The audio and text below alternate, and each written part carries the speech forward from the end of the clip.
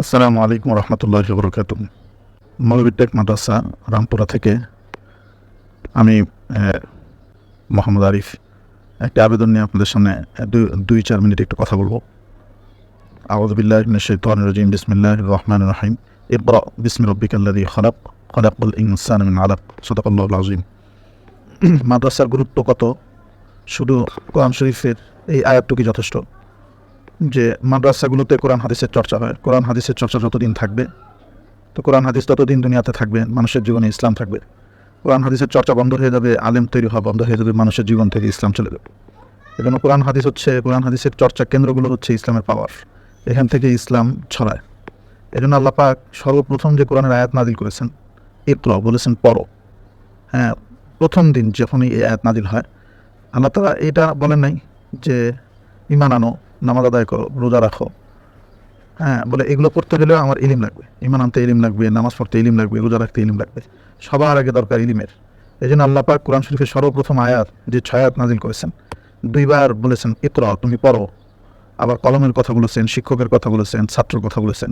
এই 6 আয়াতের ভিতরে ইলিমের চর্চার বিষয়টাকেই আল্লাহ পাক মানুষের সামনে পেশ করেছেন। এর দ্বারা আমরা বুঝতে পারি যে মাদ্রাসা কত প্রয়োজন। আলহামদুলিল্লাহ আমাদের অনেক ভাই আমাদের মৌলভী টেক মাদ্রাসার সাথে জড়িত আছেন, যাদের অক্লান্ত পরিশ্রম, জান মাল, সময়ের খেদমতের উসিলা আল্লাহ পাক এখনও প্রতিষ্ঠান থেকে একদম ছোট্টকাল থেকে নিয়ে এত বড় মুফতি পর্যায় পর্যন্ত একটি ঢাকা শহরে যোগ্য একটি প্রতিষ্ঠান হিসেবে আল্লাহ পাক প্রতিষ্ঠা করেছেন আরবি মিডিয়াম মাদ্রাসা জামিয়াতুন নূর আল ইসলামিয়া। তো আজকে যে আবেদনটা আপনাদের সামনে পেশ করতে যাচ্ছি সেটা হচ্ছে আমাদের একটা মাদ্রাসার জন্য জায়গা প্রয়োজন। জায়গাটা মাদ্রাসাকে আগে বাড়ানোর জন্য খুব বেশি প্রয়োজন। কেন প্রয়োজন?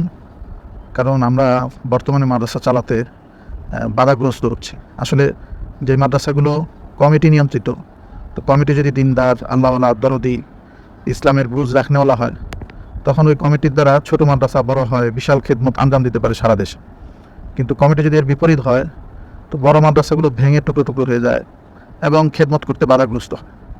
বর্তমানে আমরা ঠিক এমন একটা পরিস্থিতির মধ্যে আছি যে তারা কেউ চাচ্ছে যে এত বড় মাদ্রাসার কোনো প্রয়োজন নেই, সকালবেলা কয়েকটা বাচ্চা আসবে, পড়বে, চলে যাবে। তো যারা এরকম এলেম চর্চার কেন্দ্রগুলোর বিরোধিতা করে, প্রকৃতপক্ষে তারা কোরআন সুন্নাহর বিরোধিতা করতেছে। তো এই জাতীয় নাচ সমাজ এবং জ্ঞানহীন লোকদের অধীনস্থ হয়ে একটা সহি প্রতিষ্ঠানকে আগে বাড়ায় নেওয়া অনেক কঠিন একটা বিষয় হয়ে যাচ্ছে। উদাহরণস্বরূপ শুধু বলি এতটুকু, আজকে 1.5 বছর ধরে আমাদের দোতলায় টয়লেটের হাম্মামের খুব প্রয়োজন। সেখানে 2টা হাম্মাম আছে, ছাত্র সংখ্যা হচ্ছে প্রায় 65-70। তো আমরা কয়েকবার বলছি যে আমরা মাদ্রাসাওয়ালারা মাদ্রাসার টাকা দিয়েই আমরা 6টা এক্সটেনশন টয়লেট করে দিচ্ছি, আপনারা শুধু অনুমতি দেন। 1.5 বছর ধরে না অনুমতি দেয়, না নিজেরা করে দেয়, না কোনো ফান্ড ক্রিয়েট করে, না কোনোদিন খোঁজ খবর নিতে আসে। এই অবস্থায় আমাদের 1.5 বছর পার হয়ে যাচ্ছে, কিন্তু আমাদের বাচ্চাদেরও কষ্ট হচ্ছে, নিচতলায় যাচ্ছে, 3 তলায় যাচ্ছে।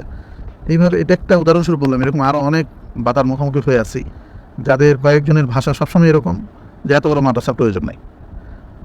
আল্লাহ পাক আমাদের সবাইকে হেফাজত করুক। এর কারণে স্বাধীনভাবে একটা বড় প্রতিষ্ঠান আঞ্জাম দেওয়ার জন্য আমরা আসলে একটা মাদ্রাসার জন্য জায়গা খুঁজছিলাম এতদিন ধরে। আলহামদুলিল্লাহ আল্লাহ পাক মিলিয়ে দিয়েছে।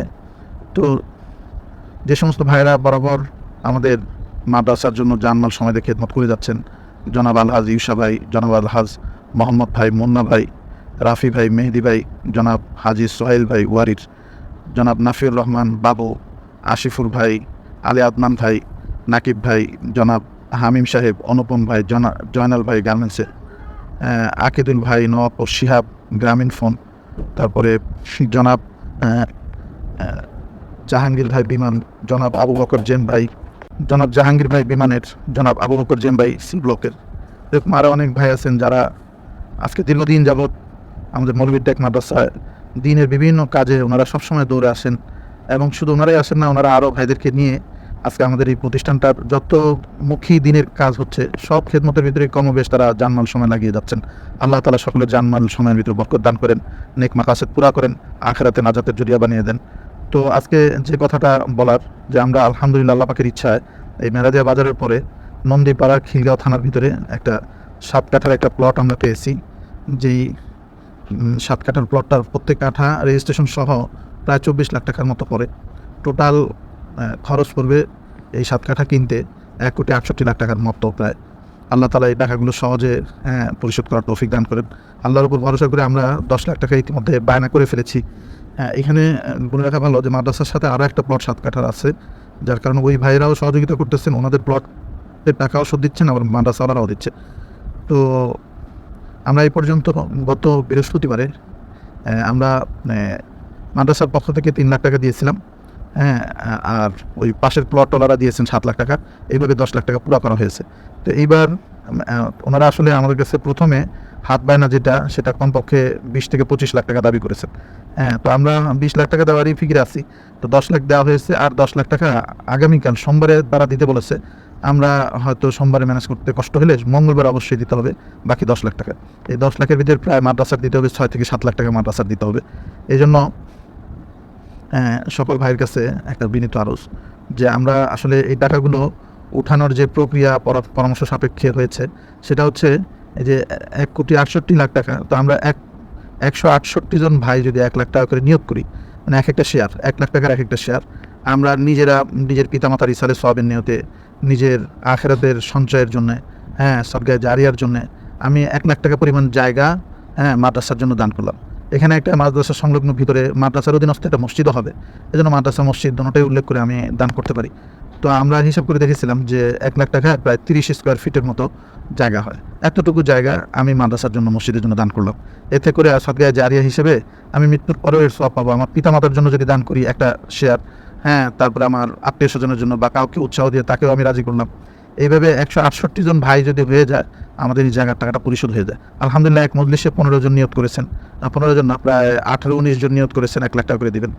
তো আমরা যাদের পর্যন্ত আমাদের এই সংবাদটা পৌঁছতেছে, তারা প্রত্যেকে নিয়ত করি যে আমি নিজেও 1 লাখ টাকার একটা শেয়ার এখানে অংশগ্রহণ করব আমার আখেরাতের ডিপোজিটের জন্য, আর আমার আত্মীয় স্বজনের মধ্যে থেকেও যাদেরকে পারি 2 জন, 5 জন, 7 জন, তাদেরকেও যদি আমি এই অংশগ্রহণ করাতে পারি, তা আমিও কবুল নেকি আল্লাহ পাকের কাছে পাবো ইনশাল্লাহ। তো এই হিসেবে এখন বেশি জরুরি আমাদের যেটা প্রয়োজন, সেটা হচ্ছে যে এই যে সোমবারে যে বাকি 10 লাখ টাকা দিতে হবে, এই জন্য আমাদের কিছু নগদ ক্যাশ দরকার। তো যারা নিয়ত করেছি 1 লাখ টাকা দেওয়ার, তারা যদি তাদের ওই টাকা থেকে 30,000, 50,000, 10,000, 20,000 করে, আমাদের জনাব আলহাজি ইউসা ভাই আছেন, তারপরে জনাব মোহাম্মদ ভাই আছে, আমি আছি, আমাদের কাছে যদি দিয়ে দেন, তাহলে আমাদের এই 10 লাখ টাকা প্রথম বায়নাটা আমাদের আসলে তাড়াতাড়ি দিয়ে জমিটাকে ধরা দরকার। তা না হলে কাস্টমার তো আছে, এই জমি যেহেতু আছে, তারা অন্যখানে দিয়ে দর ফিকির করতে পারে। এই জন্য আমরা তাড়াতাড়ি চাচ্ছি যে সবাই যদি এরকম 20-25 হাজার টাকা করে দিয়ে দিই, তাহলে আমাদের এই বায়নাটা কাছে যায়। আমাদের আলহামদুলিল্লাহ এক ভাই 1 লাখ টাকা আজকে দিয়ে দিবেন, আর আরেক ভাই 1 লাখ টাকা কর্জে হাসানা দেওয়ার নিয়ত করেছে। 2 লাখ টাকার একটা ব্যবস্থা হয়েছে, আর দরকার হচ্ছে 4 থেকে 5 লাখ টাকা দরকার। এই 4-5 লাখ টাকার জন্য সকলের কাছে আরও যে আজকে কালকের ভিতরে আমরা একটু ফোনে যোগাযোগ করে আমাদের এই টাকাগুলো এই বায়নাটা করে ফেলার জন্য যেন আমরা সবাই একটু কষ্ট করে আগে আসি। কর্জে হাসানাও যদি দেই তাতেও চলবে। কেউ যদি আমরা মনে করি যে আমার কাছে টাকা পড়ে আছে, আমি 2 মাস 3 মাসের জন্য কর্জে হাসানা দিলাম, তাতেও মাদ্রাসার বিরাট একটা উপকার হবে। এখন এই মুহূর্তটা খুবই কঠিন যাচ্ছে। তো আর দানের লাভ তো সম্পর্কে আমরা অনেকেই জানি। আল্লাহর রাস্তায় দান করা 1 টাকা 7 লাখ টাকা নেকি। আল্লাহ পাকের রাস্তায় একটা খেজুর যদি কেউ দান করে, আল্লাহ পাক অহুদ পাহাড় পরিমাণ নেকি বানিয়ে তার আমলনামায় দান করেন। এরপরে রাসূলুল্লাহ সাল্লাল্লাহু আলাইহি ওয়াসাল্লাম ইরশাদ করেছেন, ইন্তেকালের পরে সমস্ত আমল বন্ধ হয়ে যায়, 3টা আমল চালু থাকে। এর মধ্যে একটা হচ্ছে সাদাকাতুন জারিয়া, সদকায়ে জারিয়া, যেটা আমার মৃত্যুর পরেও আমি পেনশনের মতো কবরে আখেরাতে পেতে থাকবো। তার মধ্যে মসজিদ মাদ্রাসা নির্মাণ করা, কালভার্ট নির্মাণ করা, মানুষের জন্য রাস্তার জায়গা ছেড়ে দেওয়া, এই সমস্ত কাজগুলো হচ্ছে সাদাকায়ে জারিয়া, এগুলির মধ্যে শরীক হওয়া। এরপরে এই সমস্ত দানের দ্বারা পিতামাতার ইসালে সওয়াবের নিয়তে দান করতে পারি তাদের রুহের মাগফিরাতের জন্য। আর এক কিতাবের মধ্যে আসছে যে টাকা পয়সার দ্বারা যে দানটা করা হয়, এর দ্বারা মৃত্যুর সবচেয়ে বেশি উপকার হয়। আল্লাহ পাক আমাকে আপনাদের সকলকে আমল করার তৌফিক দান করেন। আখির দাওয়ানা আলহামদুলিল্লাহি রাব্বিল আলামিন।